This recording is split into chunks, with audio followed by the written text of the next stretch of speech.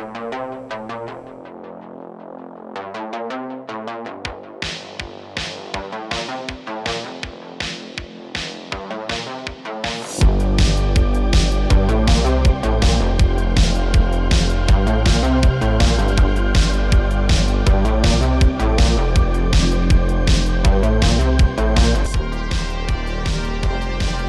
back, Garage Fam, to the second episode ever of Garage Talk. We're joined today with one of our day one guys. He is on the pit crew for Martin Truex Jr. at Joe Gibbs Racing, Mr. Hunter Masling. Hunter, you made it. I'm here, man. Back again. Dude, we're back for another time. It's an honor. Yeah, man. No, we're pumped. So you've been on Garage Guys now twice, I think. Yeah, so third time. Yeah. Oh yeah, moving right along, man. It was only fitting that we got you here for this new show, this new thing that we're doing now. And also it's a beautiful thing because you are now working with Martin Truex Jr. Ever since I've known you, you've been working with Penske. So it's like it just so happens you're working with Martin Truex and he wins the race. Yeah. Phoenix. Got the dub this weekend. Yeah, it's big dubs. Chase, can we make like Hunter? Can we just call him a Garage Guy favorite at this point and like put him in like you know how you do the bullet points of like the main takeaways from the episode? Let's put Garage Guy's favorite, Hunter Masling. Garage Guy's favorite, Hunter Masling. Asterisks. We'll put asterisks on there. It rolls right off the tongue. It does. Let's just go ahead and jump right into it, man. Drew Brees retired. Surprise. Yeah, surprise. I found that out Sunday when we were getting on the airplane, and I was like, oh, wow, he really hung it up, and I wouldn't say I'm surprised, but it's definitely going to be different not seeing him wearing number 9 out there on the field. And I don't think the Saints have ever really retired anyone's jerseys, but I think this would be a good one to start with, if you're asking me, for my opinion. Are you Team Jameis or Team Taysom? Ooh, team out to lunch on either one of those. I think they're both great. I think they're both good athletes. I think they both have potential. One of them we've seen a little bit more than the other. So I don't know. We'll see. It's going to be an interesting offseason for the Saints fans. Yeah, for sure. And if you guys are watching can't tell, he's got an LSU hat on. So Hunter and I connected like at Talladega. I think it was 2019. Was it the October race? Yep. Yeah. Fall race. Yeah, so football's on TV. Football was there on television during the rain delay. Exactly. So I'm there and like I'm over around. You were with Brad Keselowski at the time. You were working on his crew, and so yeah, we're watching. I think it was Jacksonville Jaguars against the Saints. We start chatting. Found out he was a Louisiana native as well. So that's literally like we've talked about that before on here, but that's literally how this got started for some of you people that are new and to our content. But yeah, and it's just been Golden Roads and just talking Joe Burrow and talking about the good old days of the Saints. Aaron Brooks, our favorite quarterback ever, right? Oh yeah, he was something, all right, that's for sure. Yeah, big shout out to him. He had a lot of moments. He had a lot of sparky moments, but when the bad was bad, it was bad. Yeah, sparks can be bad too at times. They can cause fires. Yeah, there's that. Yeah, but no, it's I think it's gonna be good. I think we all knew he was gonna retire, but I couldn't go into this episode without even bringing that up a little bit. We gotta talk a little bit of Louisiana football when we get the chance to. But yeah, great career for Drew Brees, and we are going to miss you. And that's that. We move forward. We didn't get Matt Stafford, so we'll try again at some other time. Yeah, we'll see if they're going to mold 1 and 2 we got, or if they're going to try and make a splash in free agency or draft. We'll go with Crab. I'm gonna choose him. Give him a shot, and if it doesn't work out, you just say you tried, right? And if it does work out, then great. So. I think the Saints should make a move for Sam Darnold. I know we're not going to do a football episode, but I think that'd be kind of cool. Honestly, he hadn't had a real shot with the real roster. No, yeah, he's had a tough break over there with the Jets, I believe. So, yeah, it'll be interesting all season to keep up. I usually don't tend to keep up with too much off season stuff NFL. But I was like, well, I might pay attention a little bit, see what the Saints do this year, and because I know they've let go a lot of good players, and it'd be interesting to see how they build going on forward now that since Drew Brees retired and they let go Thomas Morstead, there are 0 players now that were on the 2009 roster in that building. Wild. That's crazy. Yep, end of an era for sure, man. Yep. But let's move into new eras, new beginnings. So first year with Joe Gibbs. Let's just start off at the race. At Phoenix, when we started this race off, I don't think any of us had Truex picked to win this thing.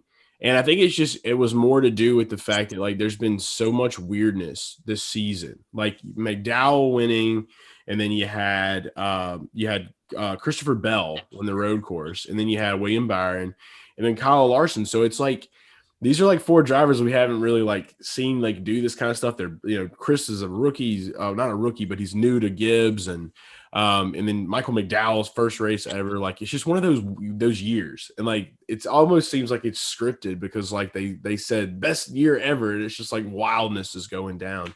But we finally got like the energy back right when Truex got this win because I did feel like Gibbs was going to pull through. I just had my energy focused towards Denny.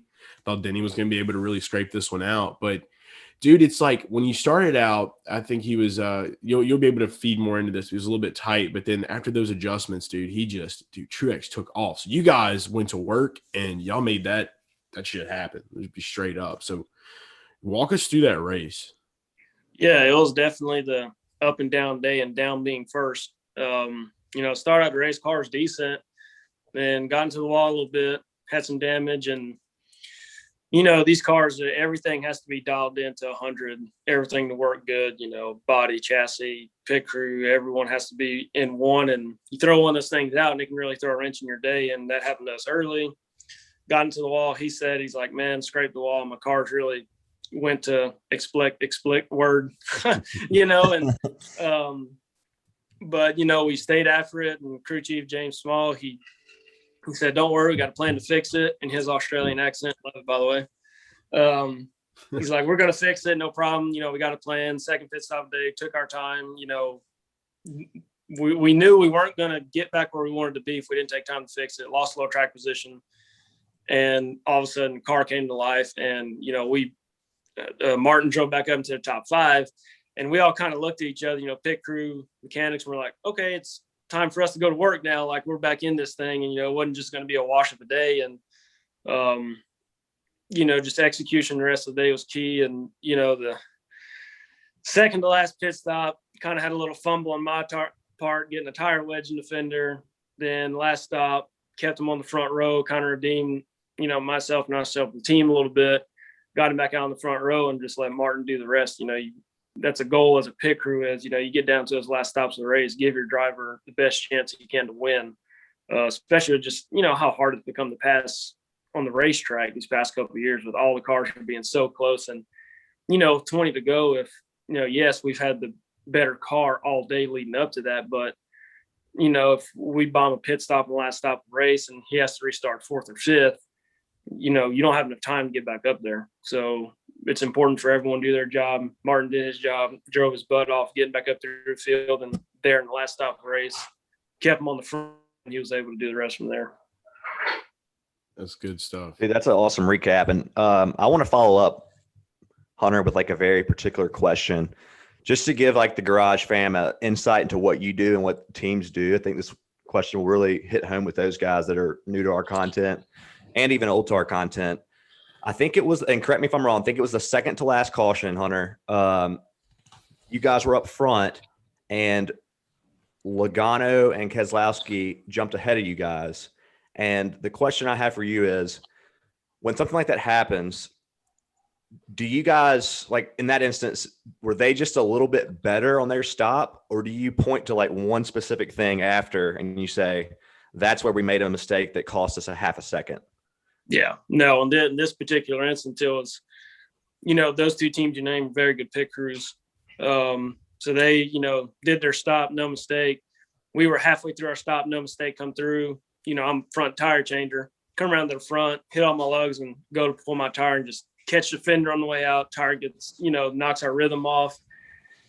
And yeah, it was, a loss of a half a second, but when that other team doesn't make that mistake, that half a second, it shows you just how much it is. And, the past 5-6 years, even maybe a little bit more on pit road, like your top 15 cars running on the racetrack, even top 20, if you will, they're all good pit crews. Everyone's there for a reason. We're all professionals. And the closer you get to the front, just the more mistakes get put under magnifying glass. And, everyone can have fast pit stops. Everyone can do these. But when it gets down to the end, it's like, okay, who's not going to make that crucial mistake? And I am really glad we had another pit stop after that personally, because, we got done with that stop and I'm mad at myself. I'm shaking my head. I'll walk it off, pace behind the box. And, your teammates are like, oh man, don't worry about it. We'll get another one. Sure enough, we did, in second, out second. Like, yes, you like to come in second, go out first. But once again, kudos to those guys on 22. They had a good stop, kept him out front.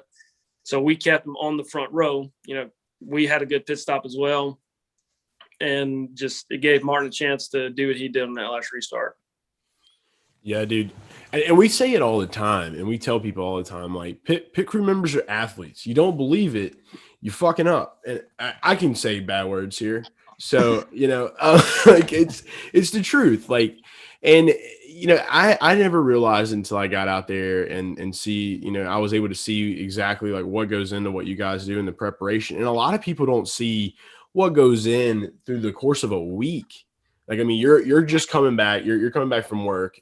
And so it's like, you guys are getting up early every day. And I think as these teams are starting to put a little bit more light on the pit crews now. And I think you were telling me a little bit about like, with Joe Gibbs, like they're definitely trying to do some more stuff to really show the inside world of like somebody that works on these cars week to week and how y'all's week is. I mean, just a typical week for you, like how is that laid out? Like starting from like Monday going up into the weekend?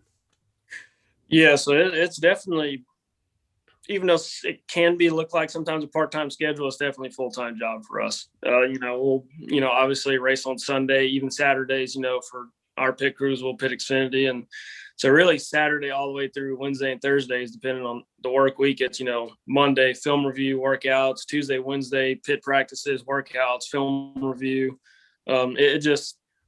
When everything's going good, the weeks seem really short, and you're pitting good and you're clicking off stops and everything, you may tailor off a little bit here during practice. And then when you have just an okay week, you can do this. It's, that week can turn to a long week if you're really working on things. And, but typically it's 2 to 3 days of pit practice a week with workouts and film review. And just, you get to a certain point, you're physically going to max out a pit stop as far as time goes. It's just the best teams stay that, for 30, 35 weeks throughout the year. And, you're going to have peaks and valleys as pit crews. This is my 10th year doing, there's guys on my team and all of them down here, I'm doing it way longer than that. And they can all tell you like, it'd be great for everything to go, all peachy all year, but that's just not how it works. And it's just to minimize those valleys, so really when you're hitting on a peak, try and keep it as long as you can. Cause it's going to eventually, you're going to hit a wall and make a mistake and do this. It's just how quick those better teams rebound quicker. Yeah. You're expected to be Superman. Yeah. It's, like I said earlier, with how hard it is passing on the racetrack, like every team really tries to maximize tenths of seconds on pit road, not seconds, tenths of seconds to help your driver out. And it's, it makes it part of our job fun though, just how competitive it is. And, it's can be very, very rewarding or very, very humbling. So, dude, I was super pumped for you guys when you got that last pit stop, Hunter, like you said earlier. And I know that's your former team, right? So that had to be satisfying to get that win. I don't want to badmouth anybody, but at least that last pit stop, I feel like gave you that redemption chance, and it had to be kind of extra sweet for you, at least a little bit. Yeah, no, all those guys, you work in NASCAR long enough, you're going to know just about everyone up and down pit road, and you're going to, eventually work with just about all those guys up and down pit road in some form or fashion. And no, they were having a good day on pit road. They were in one of those rhythms and they were just clicking stop after stop. And, like we said earlier, second to last stop, made that one little mistake. And that's all it takes to separate from coming in first, out first, to going in first and coming out third. It's just, one little mistake, a hitch in a pit stop, and that's all it takes. So no, it definitely last pit stop to kind of get your gusto back in you, I guess, if you will, kind of be able to walk around, not hanging your head too much. Because it was going to be a long plane ride home. That second to last stop for me personally. Yeah. Everyone on my team did their job. I made my mistake, and it would have been a long plane ride home, but got the last one. Sometimes just got to do your best you can with second chances there or seventh chance. I think we did 7-8 pit stops that day. So yeah, it was a good end of the day for sure. If you screw up, we pretty much know you're going to come through though in the end, because like you're not one to screw up a lot. You know what I mean? So that's something we've learned, and that's not just on pit road. That's in life. Like you're a reliable guy. You know what I mean? Like you take care of shit. It's always been it's a thing for pit crew, and this is all pit crew guys all up and down pit road. It's you got to have that short memory. You do a bad pit stop in a race, man. You got to do whatever you got to do. Go throw a fit, punch something, do a couple of paces or whatever, like do what you got to do, because you never know when that next one's going to happen. And for us, it was that, 15 laps later, whatever, there we were. You can't be thinking about what you did on that last one. It's like, all right, I'm going to do my job on this one. So, yeah, I think that's we can all get into those kind of rhythms for sure sometimes. I'm trying to think of another question I wanted to ask you. I had one for sure. It's about like future life, Hunter. For a guy that's like you, what does a career look like after this? Like we all can't be Tom Brady and play sports forever or be in your position. What do you think, like any kind of mentors you watch them go into after, I'm sure you had somebody when you were young that has kind of led a path that you would like to lead. What does that look like?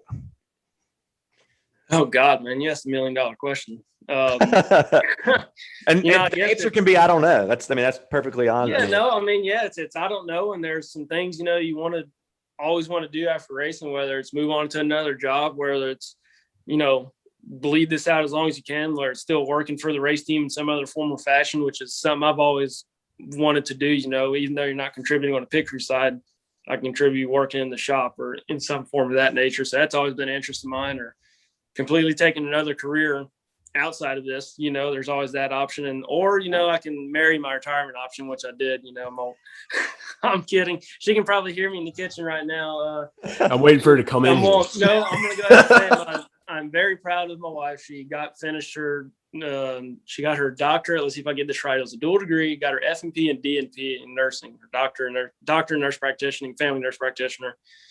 So very proud of her. I'm gonna brag on her a little bit about that. But no, man, it's a kind of a 3-part answer. It's I don't know. I kind of know what I want to do, and there's things that I want to do, but I'm not sure how to get there yet.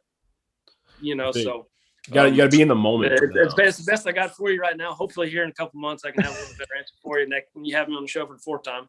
So we'll see though. No, Drew's got you thinking about retirement now. Like it's stuck in your head. You can't do that, Drew. Dude, I'm honestly sitting here thinking like I don't know how long the average career of a front tire guy is. Like I don't know.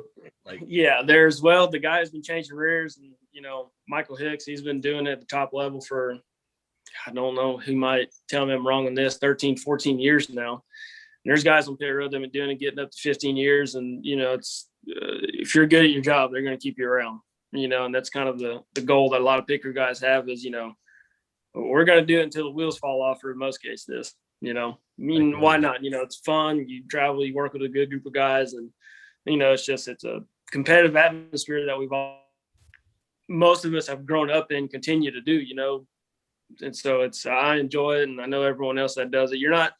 Trust me, we're not out there slinging tires, jumping in front of cars, and doing this because it's a job. We all enjoy doing it. Like yeah, you love that stuff. Yeah. With all the drivers that you've worked with now, and now you going over to Gibbs, who do you think that like you were probably closest to the most, like out of like Blaney, Brad, Joey, and now Martin? Oh man, maybe more. It's I've had a very limited working at Joe Gibbs right now. It's kind of funny, like never really have, because of COVID and because of the way they kind of keep everyone separated right now, never really had a face-to-face with Martin yet. Still jumped in front of the car many times, and I've, put a lot of trust in him that he's going to stop, and he does a great job at it. Had a pitted for Brad Keselowski for a lot of years, and we had a pretty good, as a team in the whole, not just myself, good relationship with Brad. He always took time to get to know his guys, and like I said, still very early with Martin, but I'm sure that relationship will continue to grow, and so it varies, from race team to race team, and we get to know the drivers as best you can, but they have just like us, we have our work schedule during the week, and they got theirs with, sponsors and obligations and, talking to the media and whatnot. Right. So as best as you can, I think it just kind of goes apart. They're just, another one of the guys on the team, and they're holding the wheel. We're changing the wheels. So it is what it is, It says a lot about like how good, like, and how much of a rhythm a team effort really goes into, because like usually like you want to really communicate heavily with like all the working parts. So it's like for that to kind of like work and for those things to flow that way, I think it's really cool. And it just says a lot about the execution of like how, these different teams are able to put these things together. So for people that work on this car, it's like you would think that driver needs to know these guys and like know how these things work. And it's like, it's mind blowing. But I definitely think with Martin, with you working with him, I know he's a big fishing guy. So Yep. like, I know we're us being from Louisiana, we like to fish, there might be not a whole lot of salt water going down around those areas. He might be more of a lake guy.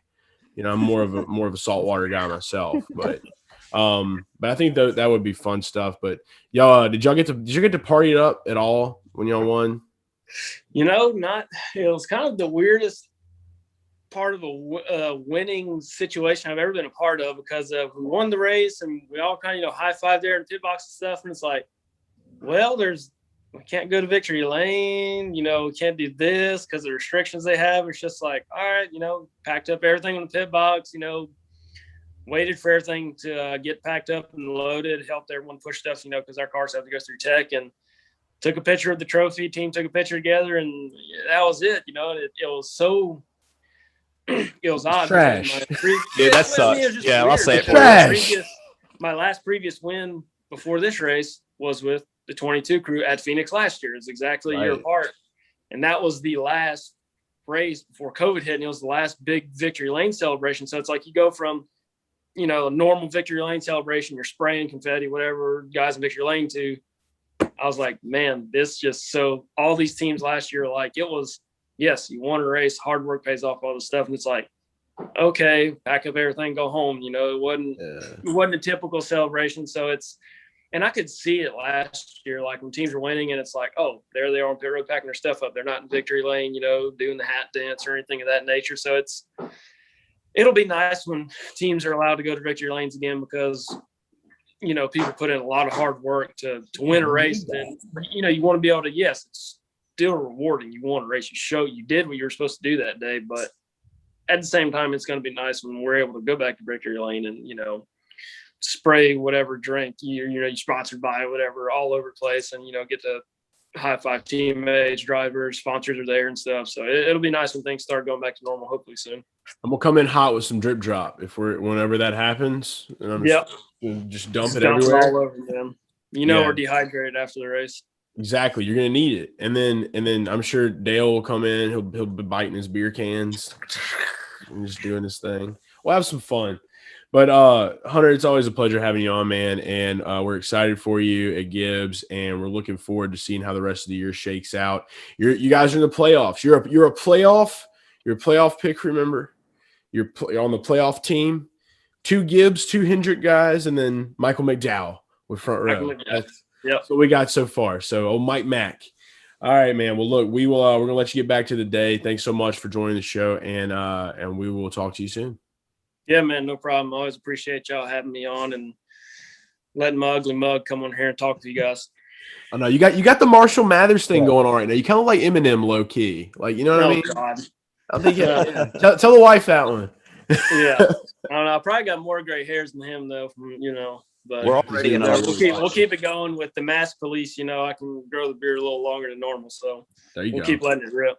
We're an ugly bunch, Hunter. So you just upgraded it. You upgraded us. Us. All right. All right, we're out, guys. We'll see y'all. Appreciate it.